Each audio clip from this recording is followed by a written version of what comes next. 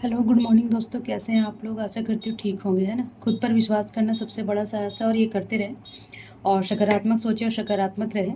ठीक है, तो अभी जीवन वास्तव में बहुत सरल है, परंतु हम उसे जटिल बनाने पे तुले रहते हैं ना। तो कोई भी कॉम्प्लिकेटेड या फिर कोई प्रॉब्लम आता है तो हम उसे पैनिक होके ना और डिफ़िकल्ट बना देते हैं। तो जब हम शांत मन से सोचते हैं ना तो वो सारा सॉल्यूशन हमारे खुद के अंदर मिल जाता है। तो चलिए आज के क्लास में स्टार्ट करना चाहूँगी। अनुसूची, भारत की अनुसूची है ना, मैं बता दी थी कि भारत के संविधान में कितनी अनुसूचियाँ और मूल संविधान में कितना था और अभी कितना है। तो आप ना पहले के क्लास में जाके देख लेंगे कि कितनी अनुसूची और किसमें क्या क्या प्रावधान किया गया है। तो मैं सोच रही हूँ कि उससे रिलेटेड कुछ क्वेश्चन करवा दूँ ताकि उधर सब्जेक्टिव पढ़ लेंगे और इधर ऑब्जेक्टिव हो जाएगा, तो मुझे नहीं लगता कोई क्वेश्चन और बचेगा, है ना। तो ये यूपीएससी, पीसीएस या फिर जितने भी कॉम्पिटिटिव एग्ज़ाम होते हैं ना, रेलवे, एनटीपीसी या फिर यूपी पेट, जेपीएससी, बीपीएससी, जितने ये बहुत रिलेवेंट है। पॉलिटी का हर पोर्शन रिलेवेंट है। हर एग्ज़ाम में ना 10 से 15 क्वेश्चन रहता ही रहता है ऑब्जेक्टिव में। ठीक है, और सब्जेक्टिव में तो आता ही है, सब्जेक्टिव होता है। तो आप अगर बेसिक पता है तो कोई भी क्वेश्चन को सॉल्व कर सकते हैं ना। तो चलिए, और ये जब ये सब पॉइंट पता रहेगा तो आप उसमें प्लस पॉइंट ला सकते हैं। तो मैं चलिए तो आज स्टार्ट करती हूँ। भारत की अनुसूची है ना, शेड्यूल्स ऑफ इंडियन कॉन्स्टिट्यूशन। तो इसका पहला क्वेश्चन क्या है कि भारत संविधान में कुल कितनी अनुसूचियाँ हैं मूल रूप से, है ना। जो मूल रूप से कितनी अनुसूचियाँ हैं, तो इसमें जब संविधान बना था 26 जनवरी, जब लागू हुआ था 26 जनवरी 1949 में बना था, और ये संविधान 26 जनवरी 1950 में लागू हुआ था। ये 26 नवंबर था, सॉरी। तो इसमें कितनी अनुसूचियाँ थी, 8, है ना। तो ये देख लीजिएगा, इसका आंसर होगा। और क्वेश्चन नंबर 2 देखेंगे। क्वेश्चन नंबर 2 क्या बोल रहा है कि वर्तमान में भारतीय संविधान में कितनी अनुसूचियाँ हैं। तो जो मूल संविधान में कितना था, 8, है ना। फिर 4 जुड़ा, 4 एक दो दल बदल कानून वाला जुड़ा, ठीक है। और फिर 10वां अनुच्छेद, 10वां दल बदल का था, 9वां था, 11 और 12, ये 4 अनुसूची ना जोड़ा गया बाद में अमेंडमेंट करके, संशोधन करके, है ना। तो टोटल कितने हो गए, 8 और 4 12 हो गया, है ना। तो अभी कितना अनुसूची है, 12। ठीक है, अब क्वेश्चन नंबर 3 क्या बोल रहा है कि संविधान की प्रथम अनुसूची किससे संबंधित है। उस दिन मैं बताई थी कि भारतीय संविधान की प्रथम अनुसूची में क्या था। तो आप देखेंगे कि पहली अनुसूची में क्या है। तो इसका आंसर हो जाएगा, देखिए, राष्ट्रपति का शपथ, संसद की शक्तियाँ, न्यायपालिका की संरचना। ये तो नहीं था ना। तो ये पहली अनुसूची में क्या मेंशन था कि राज्यों और केंद्र शासित प्रदेशों की सूची थी ना, जिसमें उसका भूमि बढ़ाने का, घटाने का, ऐसा कुछ था ना, नाम वाम। तो ये इसका क्या हो जाएगा, एक, है ना। तो संविधान की प्रथम अनुसूची में राज्य और केंद्र शासित प्रदेशों की सूची है। ठीक है, क्वेश्चन नंबर 4 देखेंगे। क्वेश्चन नंबर 4 क्या है, द्वितीय अनुसूची। प्रथम में तो केंद्र और राज्य के बारे में था। और 4 क्या बोल रहा है कि द्वितीय अनुसूची में क्या था, कि पंचायत चुनाव तो नहीं था क्योंकि ये 11 में है। न्यायालय की शक्ति भी नहीं था। केंद्र राज्य संबंध भी नहीं था। तो ये क्या था, ये है ऑप्शन बी। ठीक है, बी में क्या है, राष्ट्रपति व अन्य पदाधिकारी को बताई थी ना, सुप्रीम कोर्ट, हाई कोर्ट, उपराष्ट्रपति, राष्ट्रपति, जितने भी मंत्री हैं आप एक बार जाके देख लेंगे वहाँ पे लिस्ट में, है ना। उसमें सारा मैं मेंशन कर दी हूँ। तो इसका क्या हो जाएगा, राष्ट्रपति व अन्य पदाधिकारियों का वेतन। ये ना बहुत कंफ्यूज करता है, इसलिए ध्यान से आप सब्जेक्टिव भी पढ़ेंगे और ऑब्जेक्टिव में करा दे रही हूँ ताकि आप जहाँ आपको डाउट हो रहा है वो आप कंठस्थ कर लें और फिर से जाके दोबारा क्लास को देख लें, है ना। तो क्वेश्चन नंबर 6, सॉरी 5 क्या बोल रहा है, क्वेश्चन नंबर 5 बोल रहा है पंचायती राज से संबंधित अनुसूची कौन सी है। तो पंचायती राज मैं बता रही थी ना, मूल संविधान में 8 था और 9, 10 और 11 और 12 जोड़ा गया था। तो पंचायती राज 11वीं अनुसूची में आया, है ना। तो ये जोड़ा गया था 1992 और 73वां संविधान संशोधन के तहत। ठीक है, तो ये इसका ऑप्शन हो जाएगा बी। चलिए, क्वेश्चन नंबर 6 क्या बोल रहा है कि नगर पालिका से संबंधित अनुसूची कौन सी है। नगर पालिका जब पंचायती राज 11 में था और नगर पालिका कितना में, ये 74वां संविधान संशोधन 1992 में ही हुआ था। 73वां में पंचायती राज था और 74वां में ये नगर पालिका से रिलेटेड है। तो ये कौन सा हो जाएगा, 12वीं अनुसूची, है ना। ये ऑप्शन हो जाएगा डी। ठीक है, अच्छा। तो क्वेश्चन नंबर 7, मैं ना जब नगर पालिका वगैरह एक अलग अलग से टॉपिक करवा दूंगी ताकि उससे ना कोई रिलेटेड कोई क्वेश्चन ना छूटे। ठीक है, तो आप पहले सब्जेक्टिव पढ़ लेंगे, फिर ऑब्जेक्टिव पढ़ लेंगे, तो मुझे नहीं लगता है कि इससे कोई और क्वेश्चन 99% क्वेश्चन आप इससे ना बना सकते हैं सारे एग्जाम के लिए। और क्वेश्चन नंबर 7 क्या बोल रहा है कि 9वीं अनुसूची संबंधित संविधान में कब जोड़ा गया ना। जो 9वीं अनुसूची जो था, ये प्रथम संशोधन था। मैं बताई थी ना कि संविधान में प्रथम संशोधन हुआ था जब ये 9वीं अनुसूची में जो पहले जमींदारी प्रथा चलती थी, तो उसमें भूमि से संबंधित संशोधन करना पड़ा था, तो वो पहला संशोधन था। तो ये प्रथम संशोधन 1951 संविधान में ये प्रथम संशोधन था। ठीक है, तो ये क्वेश्चन ये बन सकता है और ये क्वेश्चन ये, इससे यहाँ से ना 2 क्वेश्चन ये बहुत इंपॉर्टेंट है, बहुत कंफ्यूज भी होते हैं बच्चे। ठीक है, तो ये क्वेश्चन नंबर 8 बोल रहा है कि 9वीं अनुसूची का मुख्य उद्देश्य क्या है ना। तो अभी मैं बता रही थी ना कि वहाँ पे 9वीं अनुसूची जब जब संविधान का प्रथम संशोधन हुआ था कितना में 1951 में, है ना। तो उसमें कब क्यों लाया गया था, क्योंकि जमींदारी प्रथा से वो भूमि का बहुत प्रॉब्लम हो रहा था। तो उसी उसी में सुधार करने के लिए ऑप्शन बी हो जाएगा। ऑप्शन बी क्या बोल रहा है कि भूमि सुधार कानूनों को न्यायिक समीक्षा से बाहर करना, है ना। आप जब उस 9वीं अनुसूची को पढ़ेंगे ना डिटेल से, तो इसके बारे में पूरा मेंशन किया हुआ है। तो देखेंगे कि 9वीं अनुसूची का मुख्य उद्देश्य क्या है, तो भूमि सुधार कानूनों को न्यायिक समीक्षा से बाहर करना। ठीक है, अब क्वेश्चन नंबर 9 देखेंगे। आप ना बढ़ा के जल्दी देख लीजिएगा, क्योंकि सारे बहुत इंपॉर्टेंट क्वेश्चन है हर एग्ज़ाम के लिए। और आप देख लीजिएगा कि इससे रिलेटेड जो अनुसूची है, तो अगर वो सब्जेक्टिव जो मैं पढ़ाई वो पढ़ लेंगे और ये पढ़ लेंगे, तो मुझे नहीं लगता कि कोई एग्ज़ाम छूटेगा कोई भी क्वेश्चन, है ना। हाँ, तो अभी क्या बोल रहा है कि अनुसूची राज्यसभा की सीटों का विवरण किसमें है।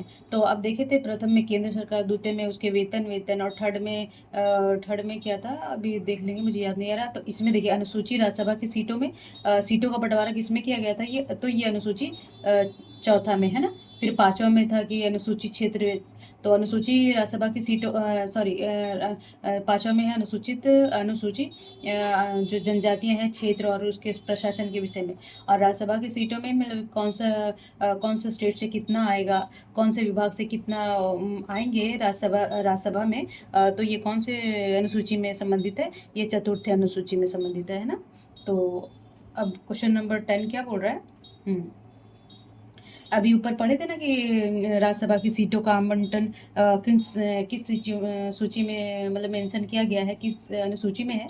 तो क्वेश्चन नंबर 10 क्या बोल रहा है, चौथी अनुसूची में किससे संबंधित है। तो इसका ऑप्शन हो जाएगा बी, है ना। तो बी राज्यसभा सीटों का आवंटन करना है, ये चौथी अनुसूची में आ जाएगा। ठीक है, तो क्वेश्चन नंबर 11 बोल रहा है कि संविधान की सप्तम मतलब 7वीं अनुसूची में ना किससे संबंधित है। तो इसमें क्या था, केंद्र 7वें में कौन सा क्वेश्चन नंबर 11 क्या बोल रहा है कि वो बोल रहा है केंद्र और राज्य के विषयों का विभाजन, है ना।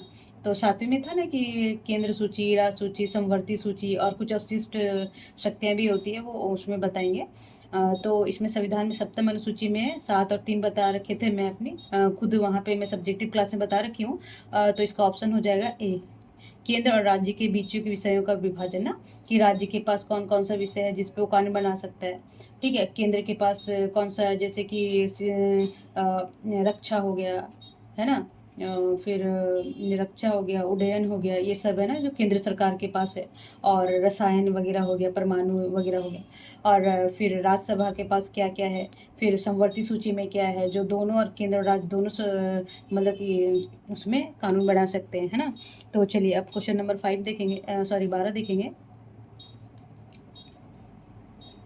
हाँ, तो 7वीं अनुसूची में कितनी सूचियाँ हैं। तो अभी मैं ऊपर बता रही थी कि जो 7वीं अनुसूची में 3 सूची है ना, संघ सूची, राज्य सूची और समवर्ती सूची। ठीक है, आप एक बार बुक से भी देख लेंगे, लक्ष्मीकांत या जो भी आपके पास पॉलिटी का बुक हो ना, तो उसमें सारे में इसमें क्या क्या मेंशन, समवर्ती सूची में क्या क्या है, एक दो बार नज़र दौड़ा लेंगे तो कंठस्थ हो जाएगा। तो देख लीजिएगा कि 7वीं अनुसूची में कितनी सूचियाँ हैं, सॉरी, तो 3 है, ऑप्शन बी हो जाएगा। अब क्वेश्चन नंबर 13 क्या बोल रहा है कि संघ सूची में कितने विषय थे। पहले देखिए, पहले तो कम थे, बट अब जो कुछ है ना, जो राज्य सूची का विषय ना संघ सूची में जोड़ दिया गया। और संवर्ती सूची का राज सूची में जोड़ा गया और राज सूची का संवर्ती सूची में। तो अभी वर्तमान में कितना है संघ सूची का विषय है, ये हो गया 100 विषय है ना। और इधर क्वेश्चन नंबर 14 बोल रहा है कि राज्य सूची में वर्तमान में कितने विषय हैं। तो राज्य सूची में अभी वर्तमान में कितने विषय हैं, 61 विषय। ठीक है, ये ज़्यादा पूछता नहीं है, कभी कभी कोई एग्जाम में डिफिकल्ट करने के लिए 2-3 उठा के दे देगा कि ये राज्य सूची का विषय है, बट ऐसा नहीं है। 1-2 बार देखेंगे तो आपको लग जाएगा कि जैसे पुलिस है तो पुलिस किस सूची में आएगा, पुलिस ना राज्य सूची में आता है। ओके, तो ये देख लेंगे है ना। और शिक्षा शिक्षा आएगा समवर्ती सूची में। ठीक है, इसमें केंद्र सरकार भी कानून बना सकता है और राज्य सरकार भी।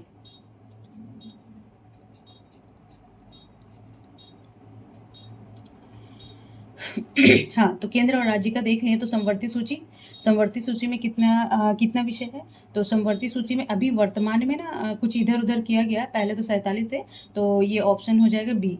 ये 52 अनुसूची सॉरी जो विषय है वो संवर्ती सूची में है। तो कुछ राज्य का घटा है, पहले राज्य का 67 था, आप देख लेंगे अभी ना करंट का कितना है अभी।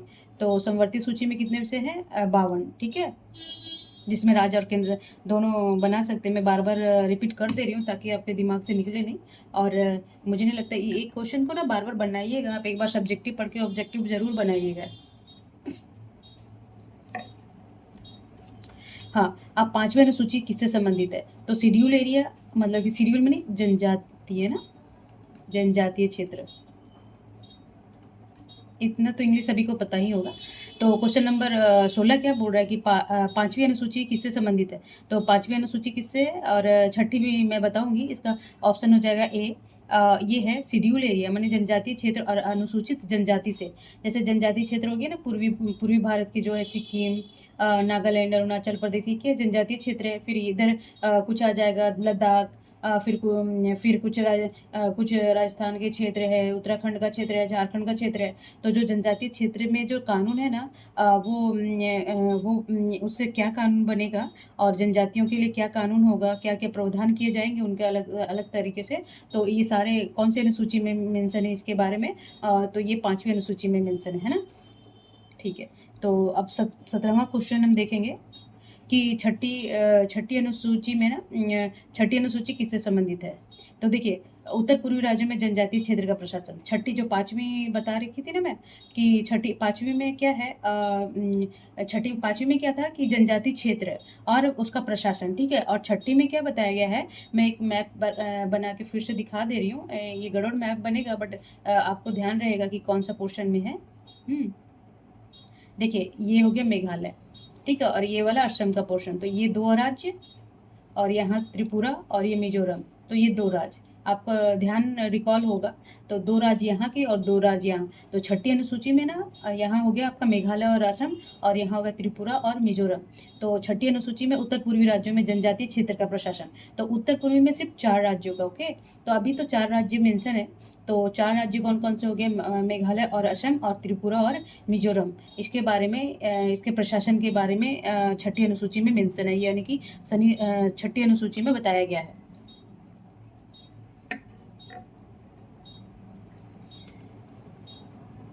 हाँ, अभी फिर वही क्वेश्चन है। देखिए, वहाँ पे मैं बता देती और नीचे छठी अनुसूची किस किस राज्य से संबंधित है। बहुत सारे एग्जाम में आ रखा है, मैं जितने भी क्वेश्चन करा रही हूँ ना बहुत इंपॉर्टेंट है, आप निकाल के अब उठा के देख लेंगे।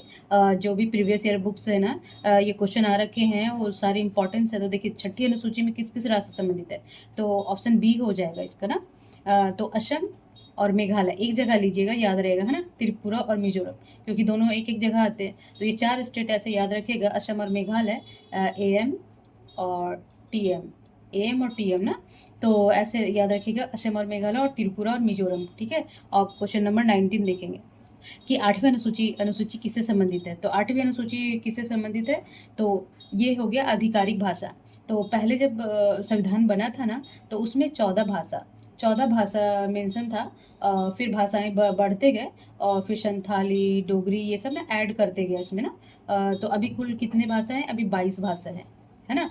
तो 22 भाषाएं हैं। और क्या बोलते हैं, अभी जो 2011 में सबसे मतलब कि लेटेस्ट बोलिएगा, तो ये उड़िया को ना, ओडिया ओडिया, क्योंकि लैंग्वेज में अगर आप थोड़ा सा भी चेंज लाना चाहते हैं ना, तो ये आपको 8वीं अनुसूची में संशोधन करना पड़ेगा।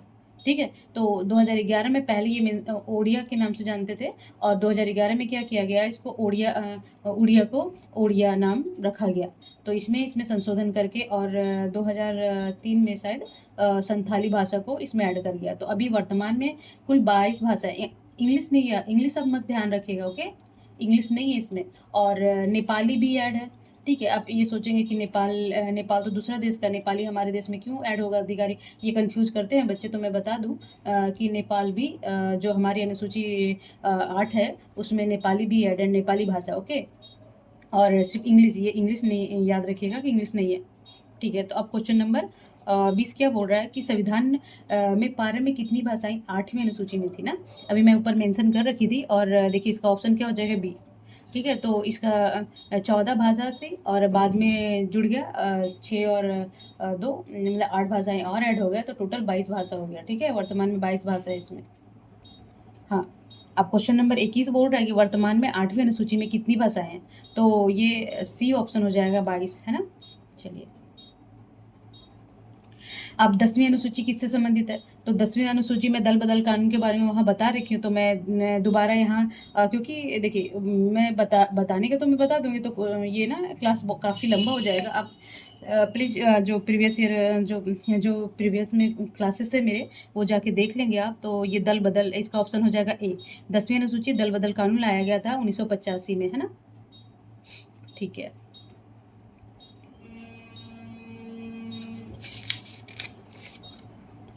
हो गया ये। तो अब क्वेश्चन नंबर 23 देखिए, दल बदल विरोधी कानून किस संशोधन से जोड़ा गया था। अभी मैं बताई थी ना कि कब संशोधन आया था, तो 92वां संशोधन आया था। और ये 92वां संशोधन कब आया था, 1985 में, है ना।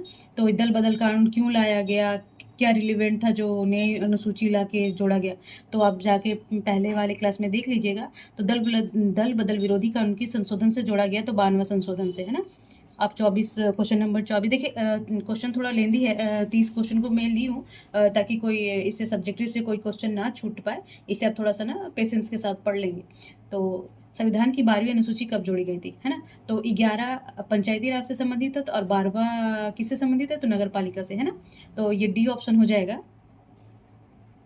ये डी ऑप्शन हो जाएगा। और ये 74वां संशोधन 1992, है ना। और 44वां ये सब तो और है, मैं बताऊंगी। ये 42वां संशोधन 1976 को छोटा संविधान बोला गया है। तो मैं धीरे धीरे जो पॉलिटी का ना टॉपिक जब कराऊंगी ना, तो वैसे मैं बताते जाऊंगी। तो आप थोड़ा पेशेंस रखिए और क्लास को कंटिन्यूटी बनाए रखें क्लास में, और देखते रहें, तो मुझे आपका पॉलिटी स्ट्रांग होता जाएगा। ठीक है, तो क्वेश्चन नंबर ये हो गया कि 12वीं अनुसूची किससे, 74 संशोधन 1992 से, नगर पालिका से। ठीक है ना। और 12वीं अनुसूची में कितने विषय हैं, तो मैं बताई थी कि ये जो 11वीं, ये बहुत सारे एग्जाम में पूछे हैं, प्रीवियस ईयर क्वेश्चन उठा के देखेंगे आप। तो ये जो बी है, इसका आंसर मैं पहले बता दूं कि इसका 18 विषय है जो नगर पालिका में, है ना। तो नगर पालिका 18 विषय पे काम करता है, और जो पंचायत है, जो 11वीं अनुसूची है, वो 29 विषय को लेके है। ठीक है, तो इधर देखिए ये 26 में आ भी गया। तो 11वीं अनुसूची कितने विषय है, तो 11वीं अनुसूची में 29 विषय है। ठीक है, तो ये हो गया ऑप्शन सी, 29 विषय है पंचायत में। ठीक है, पंचायत 29 विषय पे कर सकता है काम ना। हाँ, पंचायती राज व्यवस्था संविधान की किस संविधान संशोधन से जोड़ी गई, है ना। तो देखिए उधर 73वां संशोधन 1992, और 74वां नगर पालिका से जोड़ा गया था। तो सॉरी, इसका आंसर मैं इसको यहाँ मिटा देती हूँ, नहीं तो कंफ्यूज होंगे आप। तो ठीक है, तो अभी क्या बोल रहा है कि पंचायती राज व्यवस्था संविधान के किस संशोधन से जोड़ी गई है ना। तो 73वां संविधान संशोधन 1992 में ना, ये पंचायत से रिलेटेड है। नगर पालिकाओं से संबंधित संशोधन, क्वेश्चन नंबर 28 बोल रहा है कि नगर पालिकाओं से संबंधित संशोधन कौन सा है, तो नगर पालिका संशोधन क्या 74वां, है ना। ये भी 1992 में आया, और ये नगर पालिका से संबंधित है। मैं ना छोटे छोटे करके टॉपिक बनाऊंगी, काफ़ी इंटरेस्टिंग रहेगा। बस एक बार ना आप इंटरेस्ट ले मेरे क्लास को पढ़ने में। और 29, क्वेश्चन नंबर 29 है कि 9वीं अनुसूची से संबंधित महत्वपूर्ण केस कौन सा था। तो देखिए जो 9वीं अनुसूची जो बोल रहे थे ना कि वो क्या बोलते हैं, जमींदारी प्रथा आई थी, तो क्या रीज़न था, तो ये केस है। ये इसका ऑप्शन हो जाएगा सी। ये है, ये पूछता नहीं है, बट ध्यान रहेगा, पूछ ही देगा कोई ना कोई एग्जाम में, एक दो बार पूछ भी रखा है। तो IR कोहलो बलाम तमिलनाडु केस था। इसी केस के बाद ना जो 9वीं अनुसूची जो पहला संशोधन था संविधान में वो लाया गया था। ठीक है। अब क्वेश्चन नंबर 30 लास्ट को इस क्लास का लास्ट क्वेश्चन है। तो 30 क्या बोल रहा है कि संविधान की अनुसूचियों का विस्तार करने की शक्ति किसके पास है? तो जो 8 अनुसूची थी तो 4 अनुसूची और जोड़ी गई, मतलब कि अनुसूचियों में विस्तार करने का, उसमें संशोधन करने का, उसमें ऐड करने का, उसमें निकालने का इसी किसके पास होगा? इसका मतलब इसका अधिकार किसके पास है, शक्ति किसके पास है? तो ये संसद कर सकती है ना? कि किसमें कितना जोड़ना है। राज्य में अभी 61 है, पहले 67 थे, तो इससे इससे कुछ विषय इससे में निकाल के रखा गया, कुछ विषय उसमें निकाल के केंद्र में डाल दिया गया, कुछ विषय समवर्ती सूची में डाल दिया गया, है ना? तो समय समय पे ये अमेंडमेंट मांगता है, संशोधन मांगता है देश और संविधान। तो इसमें संशोधन करने की शक्ति किसके पास है? संविधान के पास। तो एक बार ना आपको ये सारे क्वेश्चन एक बार देख लेंगे और सब्जेक्टिव भी देख लेंगे, तो मुझे नहीं लगता इससे कोई क्वेश्चन छूटेगा आपसे। और बाकी तो बुक है ही जो थोड़ा मोड़ा छूटा रहेगा। ठीक है, तो चलिए आज का क्लास मैं समाप्त करती हूँ और कहना चाहूँगी कि खुद पर विश्वास करना सबसे बड़ा साहस है और ये करते रहें। मैं हर क्लास में कहती हूँ और ये मेरा कलमा भी है। और सकारात्मक सोचें, सकारात्मक रहें। तब तक अपना ख्याल रखें, अपने फैमिली का ख्याल रखें और खूब पढ़ें। और अब चलिए तब तक पढ़ते रहें और मस्त रहें, स्वस्थ रहें। नमस्कार।